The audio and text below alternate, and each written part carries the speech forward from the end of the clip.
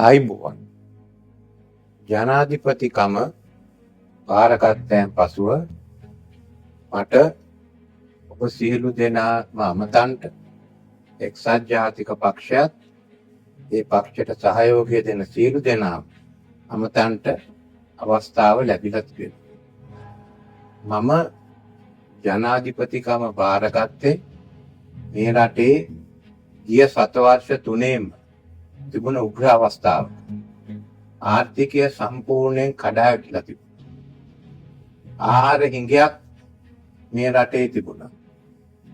ඉන්ධන හිඟයක් මේ රටේ තිබුණා. මිනිස්සු පාරට බහැලා තිබුණා.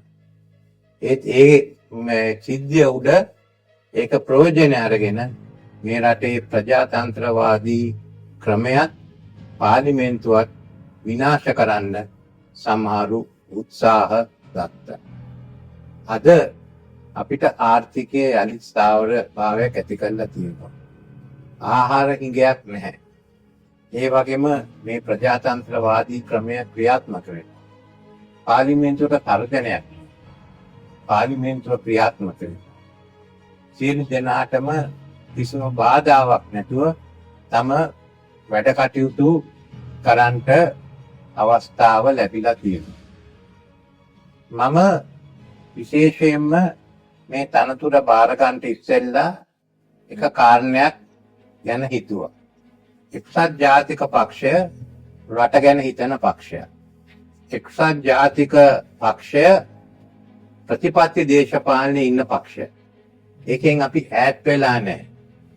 IMF සංවිධානයට යන්න උවමනයි, ලෝක බැංකුවේ ආධාර උවමනයි, අපිට ඩොලර් බිලියන 7ක් ලබා ගන්නට උවමනයි කියලා එක්සත් ජාතික පක්ෂයේ 2020 මැතිවරණ ප්‍රකාශයේ අපි එදා සඳහන් කරා.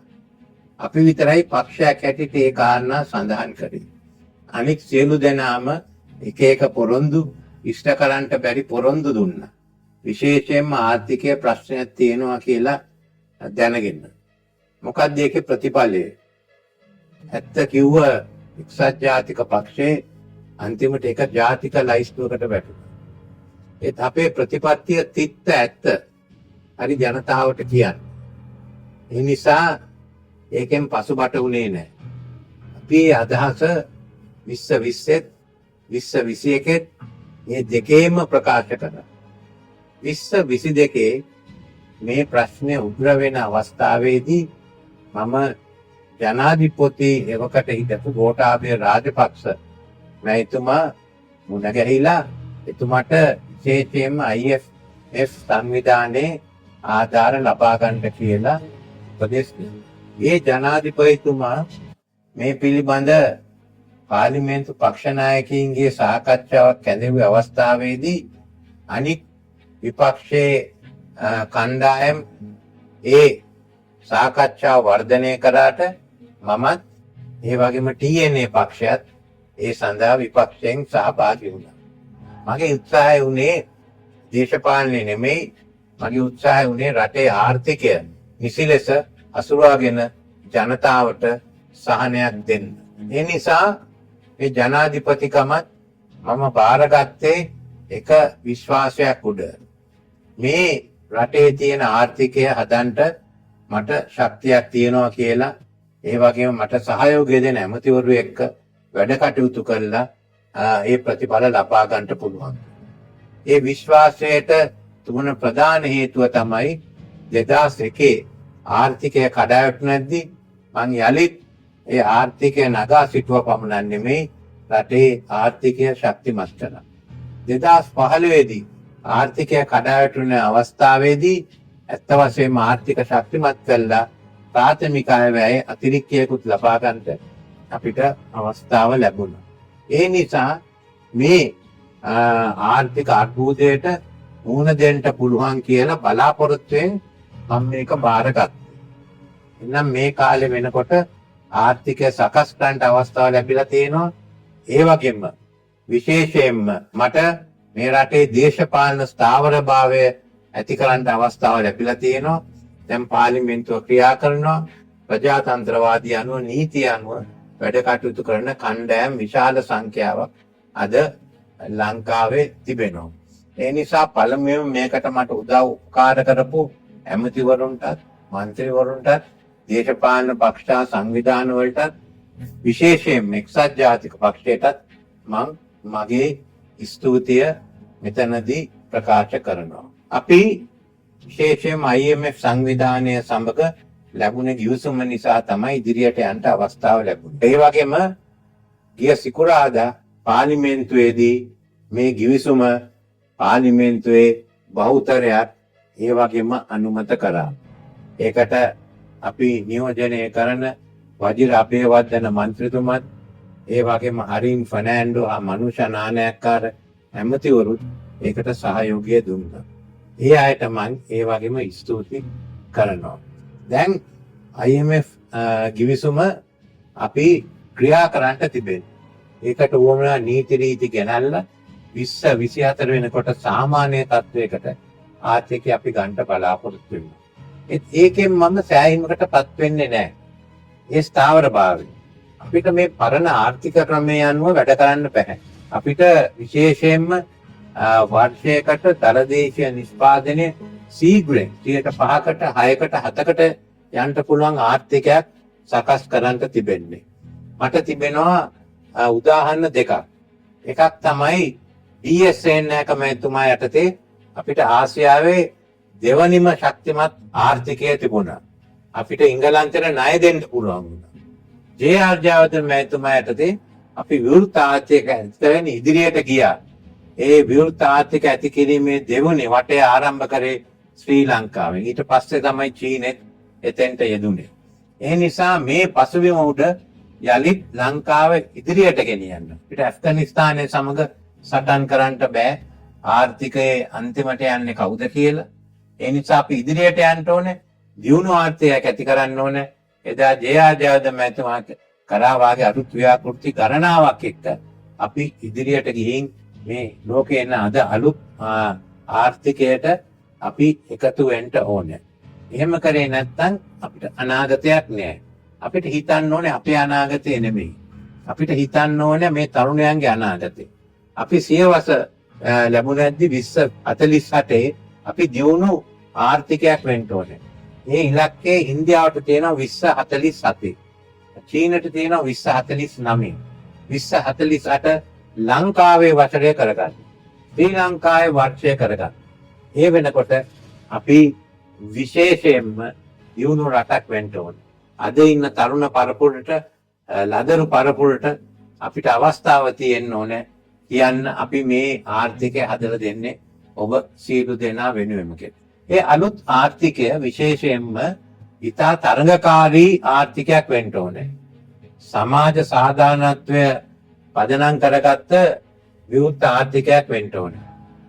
විශේෂයෙන්ම අපනයන වෙළඳපොලේ තරඟකාරී ආර්ථිකයක් වෙන්න ඕනේ.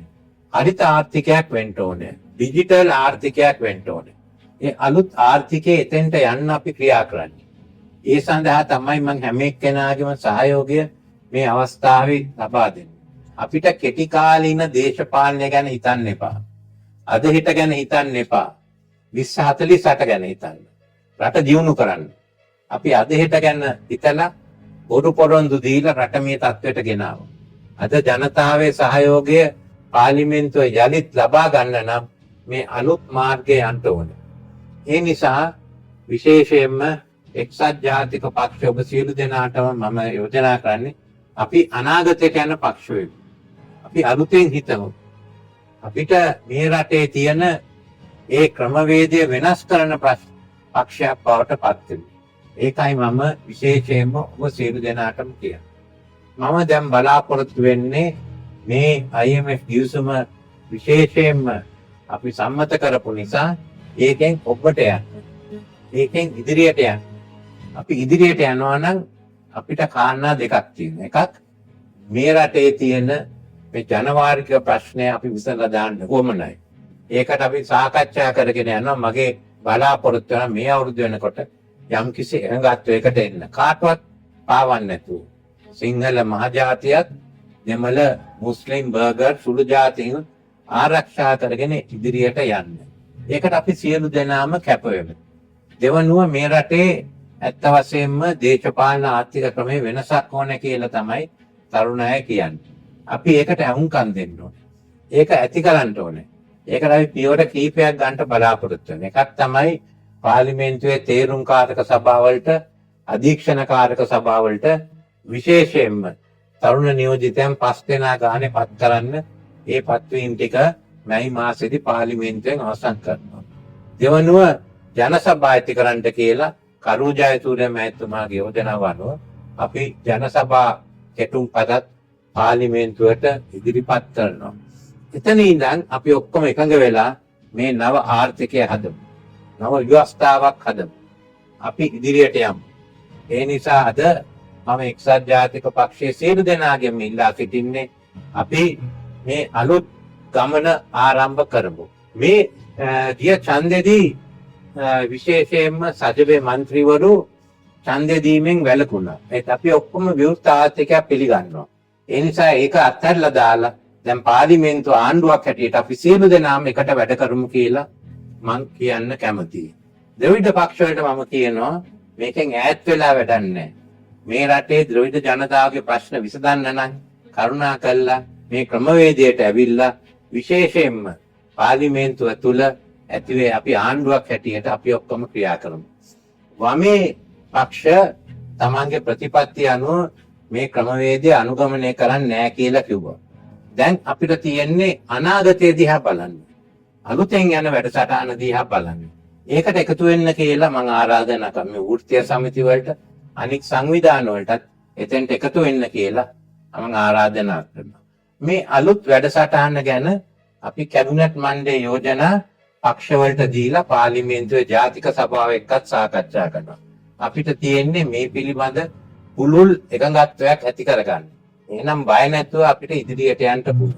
මේක අවුරුදු 25ක වැඩසටහන.